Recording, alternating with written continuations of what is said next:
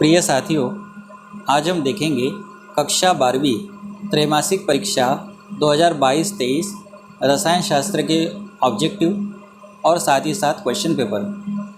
अगर आप मेरी चैनल पे पहली बार आए हैं तो चैनल को सब्सक्राइब कर लीजिए, बेल आइकन को प्रेस कर लीजिए।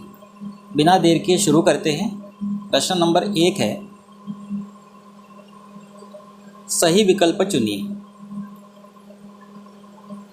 सही विकल्प चुनिए में पहला है, निम्न में से कौन सा अणुसंख्यक गुणधर्म नहीं है।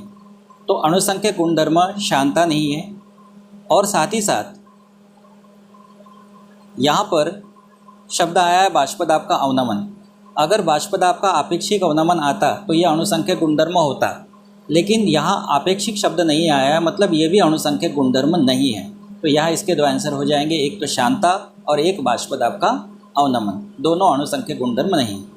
सेकंड है, समपरासारी विलयन होते हैं जिनकी समपरासारी विलयन वो होते हैं जिनकी सांद्रता समान होती है और परासरण दाब भी समान होते हैं। मतलब इसके दो आंसर हो जाएंगे, एक तो सांद्रता समान होती है और दूसरा परासरण दाब समान होता है। फिर उसके बाद तीसरा है, लोहे पर जंग लगने की क्रिया कहलाती है, इसको कहते हैं संक्षारण। उसके बाद है चौथा, साधारण ईंधन सेल उदाहरण है, तो इसका है H2O2 ईंधन सेल यानी H2O2 सेल। पांचवा है, निम्न में से कौन सा लिगेंड द्विदंतुर है। यह है एथिलीन डाइएमीन, जिसका फार्मूला ये है। ये द्विदंतुर लिगेंड है जिसमें दो दाता परमाणु हैं और इसको शॉर्टकट में EN लिखा जाता है। अगला है, NiCO4 में Ni यानी निकिल की ऑक्सीकरण संख्या होगी, ये होगी 0। अगला है, निम्न में से कौन सा यौगिक फ्रियॉन के नाम से जाना जाता है। ये होता है CCl2F2 या CF2Cl2, इसको फ्रियॉन 12 भी कहते हैं। प्रश्न नंबर 2 है, रिक्त स्थानों की पूर्ति कीजिए और इसमें है पहला, 1 लीटर विलयन में उपस्थित विलय के मोलों की संख्या मोलरता कहलाती है। दूसरा, विद्युत अपघटनी सेल के एनोड पर धन आवेश होता है। तीसरा, 1 फैराडे ये 96,500 कूलॉम के बराबर होता है। अमोनिया अणु एक दंतुर लिगेंड है। हीमोग्लोबिन आयरन का संकुल यौगिक है। अगला है, क्लोरोफॉर्म को हवा में खुला रखने पर बनने वाले यौगिक का सूत्र COCl2 है और इसका नाम है कार्बोनिल क्लोराइड या फॉस्जिन। सूत्र पूछा है तो COCl2।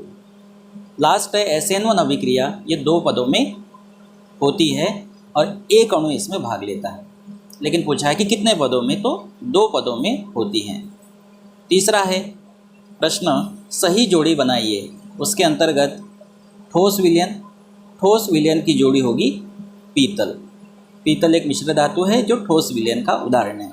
राउल्ट का नियम, तो इसकी जोड़ी होगी आदर्श विलयन, क्योंकि आदर्श विलयन राउल्ट के नियम का पालन करते हैं। धात्विक चालक है चांदी। एक दंतुर लिखा हुआ है, एक दंतुर लिगेंड है एक्वा। क्लोरोफिल यह मैग्नीशियम का संकुल यौगिक है, मतलब इसमें मैग्नीशियम होता है। विलियमसन संश्लेषण में ईथर बनता है। सैंडमेयर अभिक्रिया हेलो एरिन बनाने की मेथड है, मतलब इसमें जो हेलो एल्केन है ये एक्स्ट्रा दे दिया है। उसके बाद है प्रश्न नंबर 4, जो कि है एक शब्द या वाक्य में उत्तर। उसका पहला, जब एल्किल हैलाइड को ईथर की उपस्थिति मैंने शुष्क ईथर की उपस्थिति में सोडियम के साथ क्रिया कराने पर एल्केन बनते हैं या एल्केन प्राप्त होते हैं, अभिक्रिया कहलाती है वुर्टज अभिक्रिया। दूसरा है, मीथेन का ट्राई हेलोजन व्युत्पन्न कहलाता है हेलोफॉर्म, जैसे क्लोरोफॉर्म, ब्रोमोफॉर्म, आयोडोफॉर्म, इसको कहते हैं हेलोफॉर्म। तीसरा है, लिगेंड में वह विशिष्ट परमाणु जो इलेक्ट्रॉन युग्म देता है उसको दाता परमाणु कहते हैं, डोनर एटम। अगला है, केंद्रीय धातु परमाणु और लिगेंड के मध्य कौन सा बंध बनता है, ये बनता है उपसंयोजी बंध। अगला है, नियम जिसके द्वारा अल्प विलेय लवण की विलेयता ज्ञात कर सकते हैं, ये कोर्डर्श के नियम का एक अनुप्रयोग है, तो कोर्डर्श का नियम। द्रव स्थैतिक दाब जो अर्धपारगम्य झिल्ली से विलायक का प्रवाह रोकता है, ये परासरण दाब की डेफिनेशन है। ऑस्मोटिक प्रेशर, प्रति लीटर विलयन में उपस्थित विलेय के ग्राम तुल्यांक की संख्या, ये नॉर्मलता की डेफिनेशन है। तो इस तरह से ये सारे ऑब्जेक्टिव एकदम सही आप लोगों तक पहुँचाए।